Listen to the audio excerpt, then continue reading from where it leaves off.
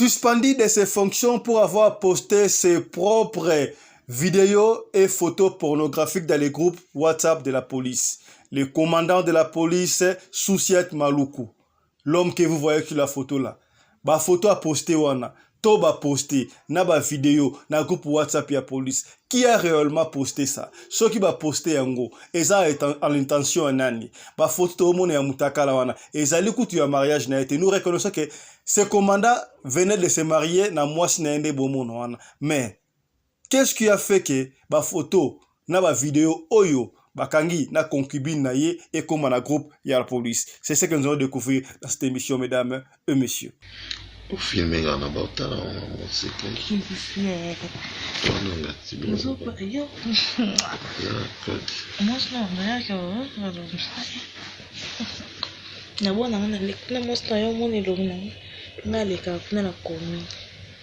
Radio Collective Fiston, tous s'abonner massivement, c'est validé. Mobali mbinga na mwina ngolo aboya hydroquinone soki ezotambola basheri bazokoya mayanga na retrouve douce tendresse affection epana yo nasalelo nini mpo ndimake na kupendaka sana shitakwacha pelende wenjoro. Pour l'habillement des classes de vos enfants, pour l'élégance de vos enfants, désormais, visitez le magasin Little People Shop chez Mama Charlotte Caputo. Little People Shop chez Mama Charlotte Caputo, l'habillement officiel de vos enfants. Awa et pas Mama Charlotte. Moi namboka, bon monake, ba namboka, congolaise, tala biloko ya kosala, et pas bapaya. Acheli biso bilamba. Banda de 0 à 3 mois, yango yo. Soto yawa de 6 à 9 mois. Toke wana de 9 à 12 ans. Toza na nyonso. Bana mibali na bana basi. Soto yawa. Bomoni oya bana basi. Ndenge mwana zo putsana.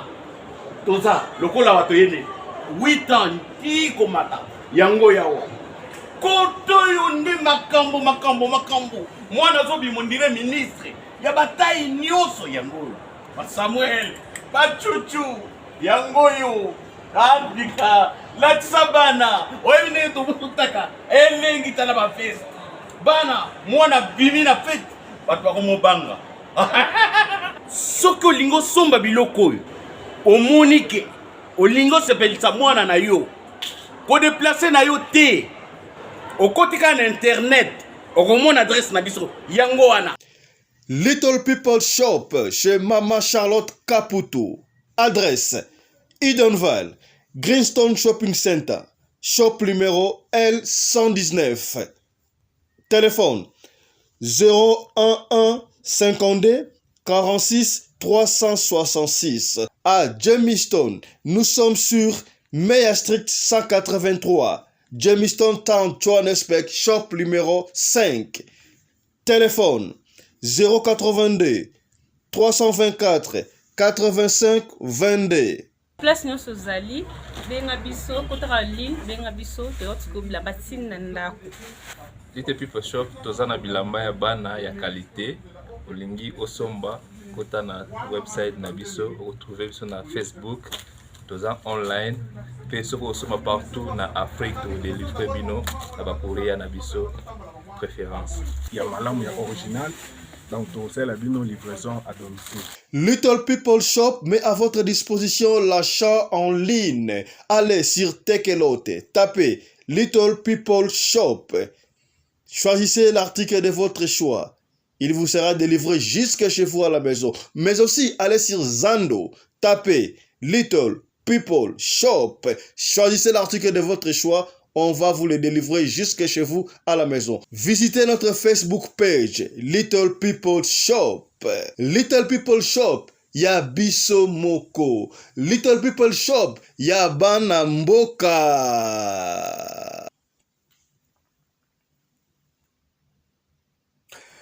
Mbote na bino bande ko balandi ya radio lokole télévision bisika nyos tu bozwami merci na confiance pe fidélité bo pesa kana programme oyo radio lokole masolo et pa ya pitoka pona ko solo kaka makambo zo le kabongo na communauté na biso africaine en général et particulièrement ya biso bato ya mangala lelo toye na lumbango na butu ya lelo ko informer bino makambo eko leka bongo na mboka engumba Kinshasa to postele bino scandale et salami lelo kaka na Kinshasa na ba TikTok nyonso tout bofandi boye ba moni ba poster ba photo wana qu'est-ce qui s'est passé ndeko obwali komona wana bozo mona bien azali officier da azali commandant kombo na ye bozo mona ezo défilé wana ba komi kombo na ye na papier wana azali commandant ya Susiat ya Maluku même ta côté à kochaka yango donc na côté Anseli. Alors qu'est-ce qui s'est passé?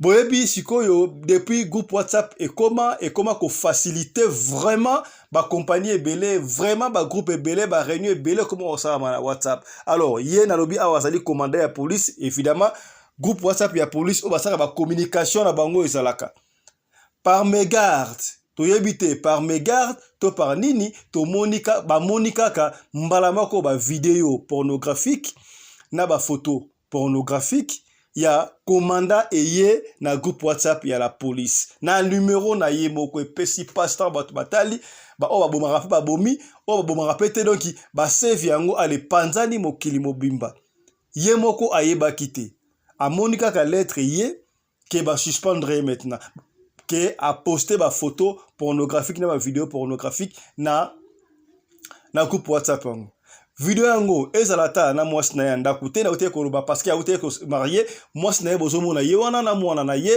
baboti déjà mwasi na ye pe kitoko jeune fille mais ndenge baloba kaka ye alingi pe ali kaka libanda commanda sur de choses quoi fait surtout na Kinshasa so quoi fera déjà secteur moko bodo commune ya yo akanyi mwa ko na kanga ko na ya Maluku wana donc ba chéri ba mama tout ba koma ya ye donc bozomo na wana ils ont pesa passe bandeko jeune fille ou ya bimana ya za petite fille ya za peut-être moins de 25 ans hein moins de 23 ça coûte sur tali photo on mona bien so ko ça a besoin de vidéo au mona plein fornication benga biso na privé to kotika la pe pesi passe et puis le pesi biso passe commandant azoko pénétrer na nal donc jeune fille wana azoko ganga azoko lela et puis vidéo ngo soko tali ozomona donc jeune fille elle était pour ça a se plagi na épée pas moni que notara yo ozo pena commandant ya police pena ya Maluku mto osimo susute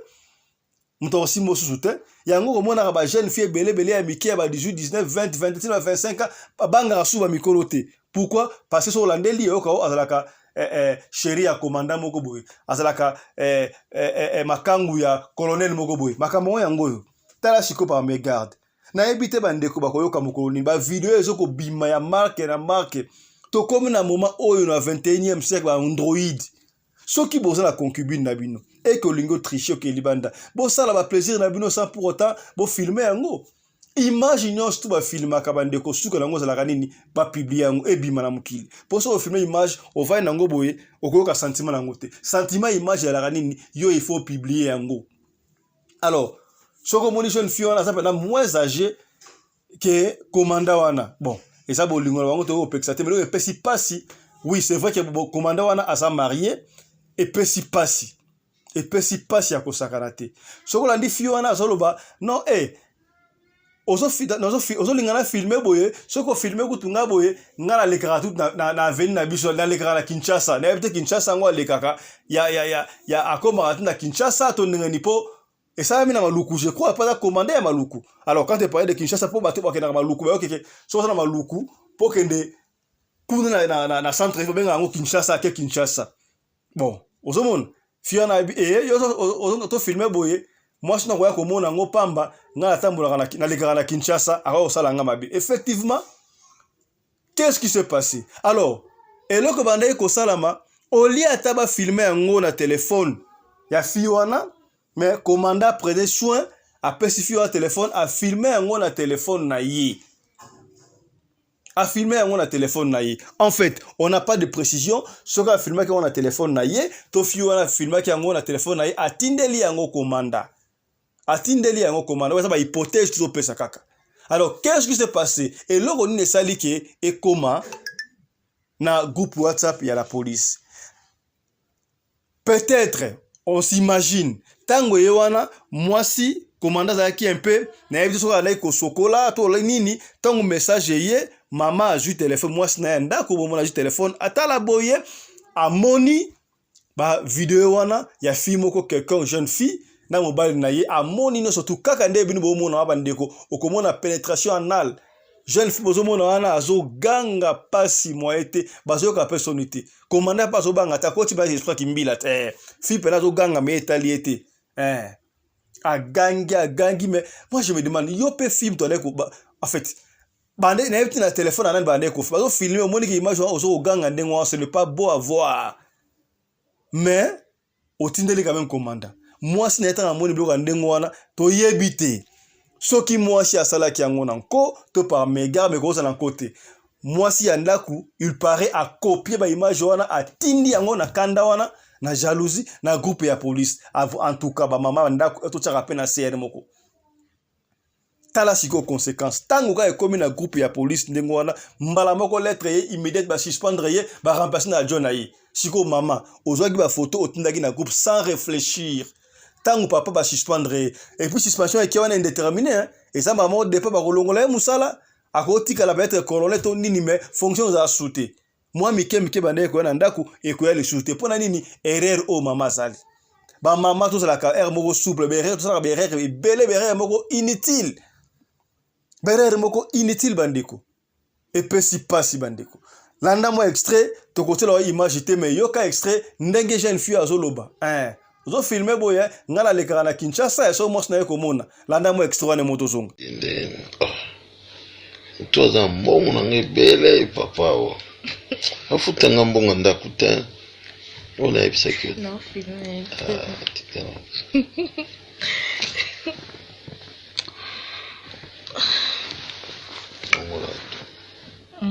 voilà tout oui non mais film ça n'est voilà non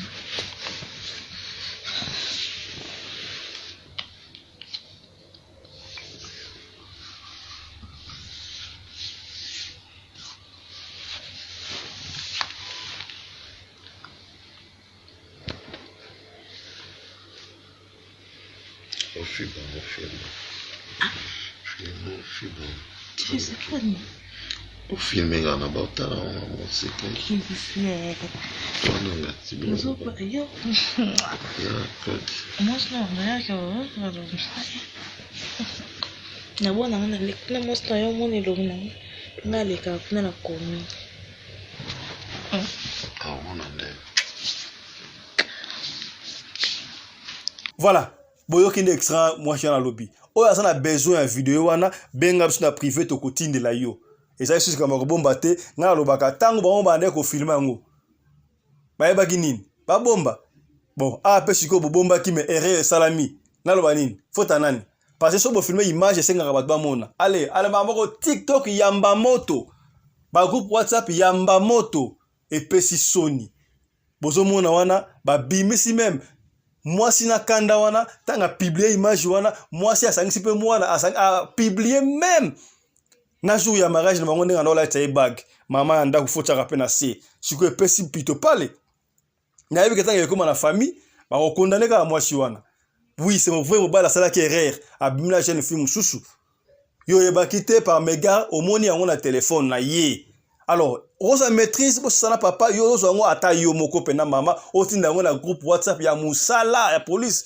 groupe oba kondi bazalaka ata yo moko et robende la mobile wa problème non seulement suspension a koleka na ba parquet belé ba ko kuto kangai sikoto mobile ba te hors d'état de nuire sikoyo yo ko vivre ndenge ina bana mama obeti pena mabe sika wana na ebite so bino bomona ndeme ona obi ça n'engage que ngai mama pena beti mabe pesi mabe ya ko sakana te bandeko epesi mabe ya ko sakana te tala pena likambu ya boye na lobaka yango chaque fois moi si o aza mama ya ndaku zalaka na calme téléphone ya mobile liba chekaka yango te basimbaka yango te on ne sait pas mobile abimaka kendaka koluka oyebite makamni ya kutalaka nango kuna nyonso to osala pona yo olia fufu olata zalaka na maîtrise téléphone oyo epanza mabala ndenga osakana te okomona video musukuna to photo musukuna ezala ngo na ndenga mabete yo kokata ndenge musu epesi yo mutema pasi mutema pasuki pour rien tala mwasi oyo soka alaki na maîtrise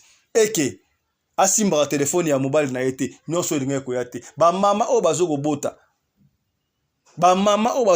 bakuti deya baandroid oyo yebisaka bwana surtout ya basi bosimbaka telefone ya mibali na bino te mpo mabe ekokokota mais mobali aza garant de la nation garant de la famille akoki kocontrôle telefone ya mwasi na ye anytime ete ya bino tala makambo ya boye to soki awa toyaki mpo na communication moke oyo bomoni wana epesi mpasi ya kosakana te bavideo oyo so nalakisi yango ekopesa yo mposa ya kosanza ekopesa yo bien te esali mpena pasi soza na besoin yango benga biso tokotinda yango na privé omona ndenge komanda azobeta makembese ana liboso nyonso tu baposition nyonso tu epesi pasi ayembi asali bavocal osindi le cœur asali bavocal ya marke na marke mais epesi pasi tosuki awa tokutani lobi susu portez-vous bien chap et tchara. Dans le cadre de soutenir la vision du chef de l'État dans les domaines de l'éducation, Maman Charlotte Caputo, la femme de fer, facilite à vos enfants de devenir étudiants en Afrique du Sud dans l'école de l'aviation, apprendre à piloter l'avion commercial ou militaire, apprendre à piloter l'avion de chasse, apprendre à piloter l'hélicoptère commercial ou de chasse, mais aussi apprendre à réparer les avions commerciaux ou militaires, des hélicoptères militaires ou de chasse en Afrique du Sud. Bandeko, yo mutolingi mwanona koma pilote commercial to militaire. Avantage yango yo. Obengi na numéro oyo ya Maman Charlotte. Ako guide bino. Ndenge nini mwana na yo ako sa la classe ya pilotage. Alors, avantage nyonso hébergement minerval. Olingi mwana na yo ayeba ko bongisa ba moteur ba avion. Benga Maman Charlotte na Afrique du Sud. Madame Charlotte Caputo et ses collaborateurs mettent un hangar plein d'avions à la disposition de vos enfants qui viendront apprendre ici en Afrique du Sud. Voler à l'espace sud-africain, devenir un grand pilote commercial ou militaire. Contactez Madame Charlotte Caputo. Devenir pilote d'un avion commercial ou de chasse n'exige pas un diplôme d'État. Un certificat d'études primaires suffit pour apprendre à piloter l'avion commercial ou militaire. Les appartements confort pour accueillir vos enfants lors de leur séjour ici en Afrique du Sud. Piscine, salle de bain, salle à manger, cuisine, lavabo, tout pour accueillir vos enfants. I stayed here from 1 year ago. People coming from Congo, you're very welcome to come here in South Africa. It's a Mama Charlotte place, very beautiful accommodation. They take very good care of us. Bino batu boyebi anglais te. Alobi boye. Grâce à Maman Charlotte, lelo yo ba Tanzanien bazoye kola avion, bazami balé, mwasi na mobali. Et bongo bino na Congo. Ozo zela nini? Pour tout contact, appelez-nous au plus 27 82 32 45 522 ou encore contactez Radio Lokole Télévision au plus 27 61 88 58 455. Papa, maman, mwana noya koyekola kopusa avion militaire pe commercial, hélicoptère militaire pe commercial, kaka na certificat d'études primaires. Et bongo yozanga, hâtez-vous car les places sont limitées. Maman Charlotte Caputo, la femme de fer, tokumisa yo ndenge nini. Merci pour l'opportunité, maman.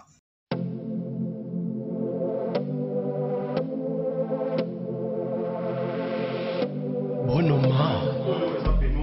Il y a une famille fashion.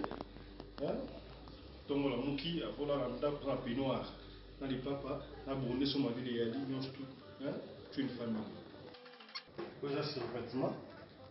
Une famille, on a signé une famille, quoi, c'est un modèle, c'est un couleur réveillée. Un chapeau, un képi, une famille. Les ensemble, une famille, on a été, on a ensemble, mais pas moi, ils vont à l'autre. Là, tu peux oser la petite, là, relax, voilà. Nous sommes une famille. Petit, une famille. Donc, Wana kisasa nyonso na Congo, to consommer Congo. Une famille à vous pour consommer yango. Donc c'est une famille. Na kisasa nous avons la Congo. Comment m'a dit les vêtements en boula. Vous avez mis accompagné quoi. Mon chaquette au côté une famille, la collaboration avec Mercedes. Tu vois, pour le tourner là on a Mercedes. Chaquette Oyo. C'est une famille. C'est une famille fashion. Moi, je suis la bembele, je suis une jaquette. C'est une famille, jaquette Oyo. Ma chapeau, c'est une famille. Pour Salino, c'est une famille. Ma chemise naïe, petit de Yangwana, c'est une famille. Jaquette Oyo. Moni? Hein? Consommons Congo. Merci. Avec un talent, ils veulent tous devenir riches, mais avec un travail,